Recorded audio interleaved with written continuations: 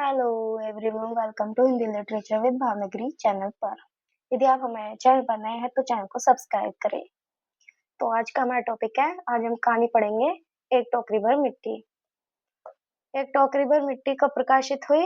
ये हुई थी आपकी 1900। इसके दो वो मिलते हैं सन, या 1901। अगर आपको ऑप्शन चारों में 1900 मिलता है तो 1900 पे लगाए, 1901 मिलता है तो 1901 पे लगाए।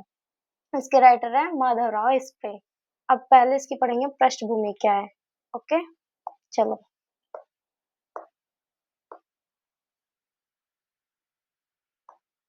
यह कहानी 1901 में छत्तीसगढ़ मित्र पत्रिका में सर्वप्रथम प्रकाशित हुई थी।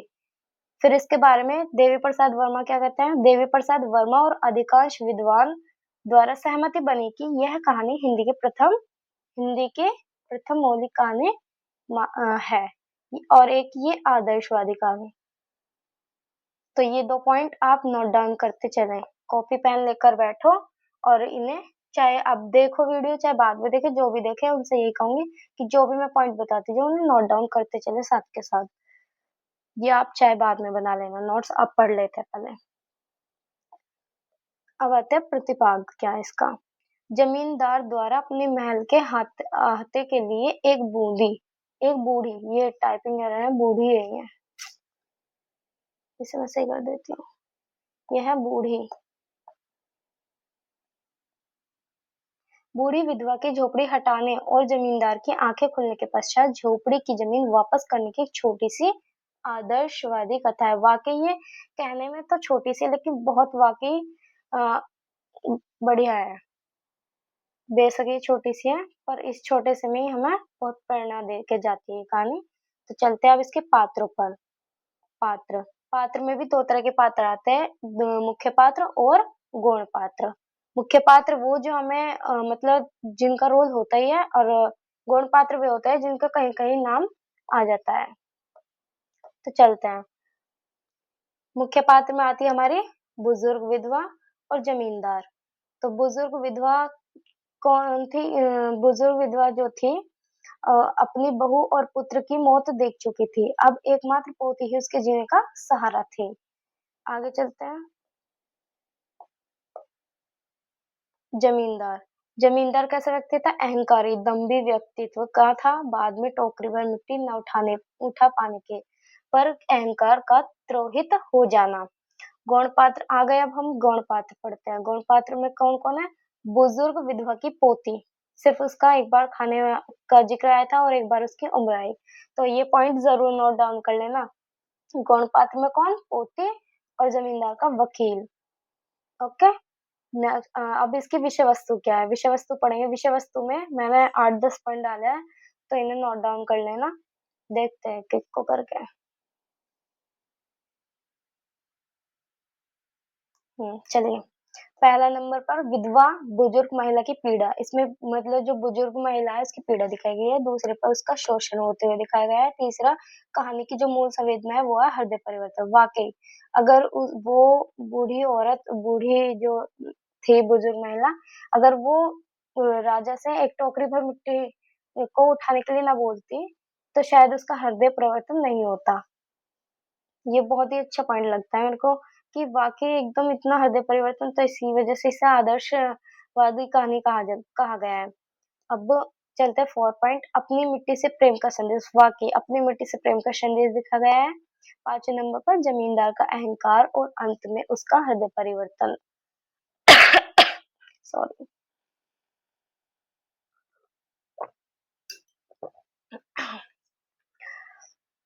लचर कानून की व्यवस्था का जिक्र, यानी कि मतलब इसमें भी भ्रष्टाचार का भी जिक्र दिखाया गया है। ये जिक्र है यहाँ पे, जिक्र। 7वां, मानवता का संदेश दिया गया है। 8वां, जमींदार के हृदय परिवर्तन के साथ कहानी समाप्त। 9वां, वर्ग भेद, गरीब बुजुर्ग महिला अमीर जमींदार। आगे 10वां पॉइंट हमारा, कहानी का केंद्रीय तत्व आदर्श।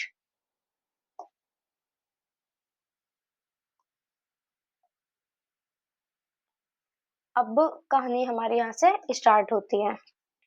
इसका मुख्य पॉइंट क्या है, एक तो ये आदर्शवादी है, इसमें 4 पात्र है, बुजुर्ग महिला, उसकी पोती जो कि 5 वर्ष की है, वो आगे कहानी में पढ़ेंगे। एक अमीर ज़मींदार है और ज़मींदार का जो है, क्या है वो वकील है। और इसमें एक संदेश दिखाया गया है, कौन-सा कि मिट्टी से हमारा कितना प्रेम है, ये दिखाया गया है। ओके, चलते हैं अब कहानी पर। एक टोकरी में भर मिट्टी, इसमें मैं आपको लाइन बाय लाइन पढ़ाऊँगी ये और जो भी पॉइंट मैं बोलती जाऊँ नोट डाउन करते चलें या बाद में कर लेना। श्रीमा श्रीमान के किसी श्रीमान ज़मींदार के महल के पास एक गरीब अनाथ विधवा की झोपड़ी पड़ी थी। तो ज़मींदार साहब को अपने महल का हाता उस झोपड़ी तक बढ़ाने की इच्छा हुई। विधवा बहुतेरा कहा कि अपनी झोपड़ी हटा ले, पर वह तो कई जमाने से वहीं बसी थी। उसका प्रिय पति और इकलौता पुत्र भी उसी झोपड़ी में मर गया था। तो पतोहू भी एक 5 बरस की कन्या को छोड़कर चल बसी। अब यही उसकी पोती इस वृद्धाकाल में एकमात्र सहारा थी या आधार थी। जब उसे अपनी पूर्व स्थिति की याद आ जाती तो दुख के मारे फूट-फूट कर रोने लगती थी और जब से उसने अपने श्रीमान पड़ोसी की इच्छा का हाल सुना तब से वह मृतप्राय हो गई है। मतलब बिल्कुल ऐसे हो गई है कि जैसे हो ही नहीं। उस झोपड़ी में उसका मन लग गया था कि बिना मरे वहाँ से निकलना ही नहीं चाहती थी। श्रीमान के सब प्रयत्न निष्फल हुए तब वे अपनी ज़मींदारी चाल चलने लगे। बाल की खाल निकालने वाले वकीलों की थैली गर्म कर उन्होंने अदालत से झोपड़ी पर कब्जा करा लिया। तो देखो क्या भाई, आगे चलते हैं। लिया और विधवा को वहां से निकाल दिया। बेचारी अनाथ तो थी ही, पास पड़ोस में कहीं जाकर रहने लगी। एक दिन श्रीमान, देखो इस पॉइंट में, एक तो यहाँ पर इस वाली पंक्ति में और एक जो स्टार्टिंग में दिखाई गई, इन दोनों पंक्तियों में बहुत कंफ्यूजन होता है। जब क्वेश्चन में ये पूछा जाता है कि इस कहानी के ये कहानी कौन-सी पंक्ति से प्रारंभ होती थी? ये 2 पंक्ति दे दी जाती है, एक तो स्टार्टिंग की और एक ये। तो हमेशा ध्यान रखें ये वाली पंक्ति बाद में आएगी और स्टार्टिंग वाली पंक्ति पहले आएगी। तो आपको एक बात और बता दूँ, आजकल क्वेश्चन ये भी ज़्यादा देखे जा रहा है कि कहानी में आई पंक्तियों को क्रम से लगाएँ। तो इसलिए कहानी को अब बिल्कुल लाइन बाय लाइन ध्यान से पढ़ना है बिल्कुल और अपने कॉपी में अ, इम्पोर्टेंट वर्ड, एक तो स्टार्टिंग की पंक्ति, बीच की पंक्ति और लास्ट की पंक्ति नोट डाउन ज़रूर कर लें। इससे आपको जब क्रम वाले क्वेश्चन मिलेंगे वहाँ की पंक्तियों को क्रम में लगाएँ, वो सॉल्व आसानी से कर सकोगे एलिमिनेशन मेथड से। तो चलिए चलते हैं आगे। एक दिन श्रीमान उस झोपड़ी के पास टहल रहे थे। लोगों को काम बतला रहे थे कि वह विधवा हाथ में एक टोकरी लेकर वहां पहुंची। श्रीमान ने उसके देखते ही अपने नौकरों से कहा कि उसे यहाँ से हटा दो, पर वह गिड़गिड़ाकर बोली, महाराज, अब तो यह झोपड़ी तुम्हारी ही हो गई है, मैं उसे लेने नहीं आई हूँ। महाराज क्षमा करे, तो एक विनती है। जमींदार साहब सिर हिलाने पर उसने कहा, जब से यह झोपड़ी छूटी है तब से मेरी पोती ने खाना-पीना छोड़ दिया।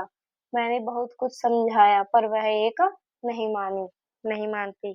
यही कहा करती है कि अपने घर चल, वहीं रोटी खाऊँगी। अब मैंने यह सोचा कि इस झोपड़ी में से एक टोकरी भर मिट्टी लेकर उसी का चूल्हा बनाकर रोटी पकाऊँगी। इससे भरोसा है कि वह शायद रोटी खाने लगेगी। महाराज कृपा करके आज्ञा दीजिए तो इस टोकरी में मिट्टी ले आऊँ। श्रीमान ने आज्ञा दे दी। हुँ। श्रीमान ने आगे दे दी। विधवा झोपड़ी के भीतर गई। वहां जाते ही उसे अपनी पुरानी बातों का स्मरण हुआ और उसकी आंखों से आंसू की धारा बहने लगी।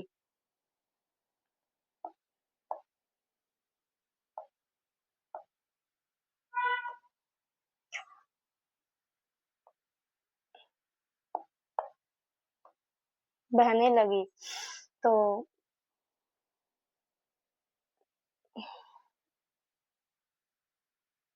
अपने आंतरिक दुख को किसी तरह संभालकर उसने अपनी टोकरी मिट्टी से भर ली और हाथ से उठाकर बाहर ले आई। फिर हाथ जोड़कर श्रीमान से प्रार्थना करने लगी। क्या प्रार्थना करने लगी? महाराज, कृपा करके इस टोकरी को जरा हाथ लगाइए, जिससे कि मैं उसे अपने सिर पर घर मतलब धर लूं, ये धरने का है। जमींदार साहब पहले तो बहुत नाराज हुए, पर जब वह बार-बार हाथ जोड़ने लगी और पैरों पर गिरने लगी तो उनके मन में कुछ दया आ गई। किसी नौकर से न कहकर आप ही स्वयं टोकरी उठाने लगे। ज्यों ही टोकरी को हाथ लगाकर ऊपर उठाने लगी, त्यों ही देखा कि यह काम उनकी शक्ति के बाहर है। फिर तो उन्होंने अपनी सब ताकत लगाकर टोकरी को उठाना चाहा, पर जिस स्थान पर टोकरी रखी थी वहां से वह एक हाथ ऊंची भी न हुई। वह लज्जित होकर कहने लगे, नहीं, यह टोकरी हमसे न उठाई जाएगी।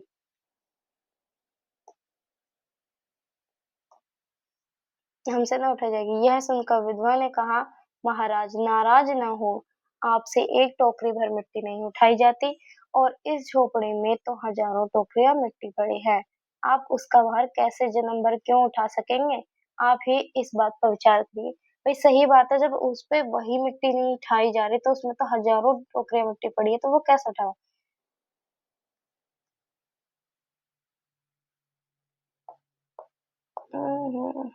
शायद इसमें लाइन छूट गई है।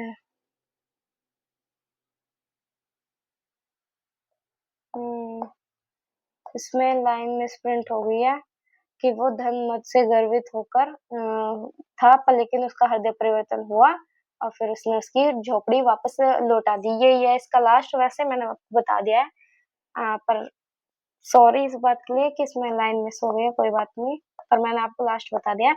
और वैसे भी आपको पीडीएफ इसकी टेलीग्राम चैनल पर मिल जाएगी, तो फिर आप उस पर जाइए, डाउनलोड करें या फिर आप प्रिंट आउट निकलवा लें कहानी का, और मैं पढ़ाती जाऊंगी, आप भी पढ़ते जाइए, और बस ऐसे ही हमारी कहानी कंप्लीट हो जाएगी। तो ये कहानी कंप्लीट हुई। तो भाई हृदय परिवर्तन ही इसका एक आदर्शवादी कहानी बनाता है कि उसका हृदय परिवर्तन हुआ, उसने उसकी झोपड़ी लौटा दी है। अब बस इसमें मेन पॉइंट यही है कि आपको क्या याद रखना है। एक तो 1901 में छत्तीसगढ़ में पत्रिका में प्रकाशित हुई। देवी प्रसाद वर्मा ने कुछ विद्वानों ने मिलकर इसे हिंदी की प्रथम मौलिक कहानी कहा और एक ये आदर्शवादी कहानी कहा।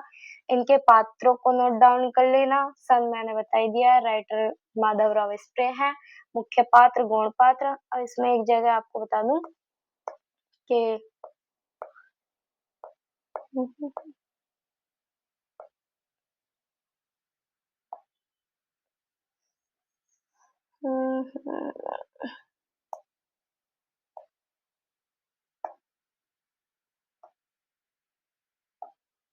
देखो ये रही 5 बरस की कन्या।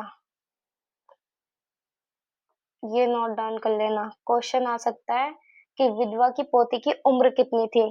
5 वर्ष की थी। या क्वेश्चन आ सकता है कि 5 बरस की कन्या किसकी थी? वो विधवा की थी या उसकी थी, वकील की थी, जमींदार की थी, या फिर किसी की भी नहीं थी? ऐसे आ सकता है क्वेश्चन, तो आप बताएंगे विधवा महिला की वो 5 बरस की कन्या थी। तो उसमें कैसे भी क्वेश्चन पूछ सकते हैं, या तो पूछ सकते हैं ऐसे कि 5 बरस की कन्या किसकी थी, या पूछ सकते हैं ऐसे कि विधवा महिला की जो कन्या थी वो कितने वर्ष की थी? तो वो थी 5 वर्ष की। इसे नोट डाउन कर लेना। ऐसे ही हर कहानी में करते जाना है आपको। तो चलिए, ये हमारी कंप्लीट हुई कहानी। छोटी सी है पर बढ़िया है, अच्छी है। अब पढ़ेंगे हम आगे नेक्स्ट वीडियो में दूसरी कहानी। तब तक के लिए बाय, टाटा, धन्यवाद। चैनल को सब्सक्राइब करें। धन्यवाद।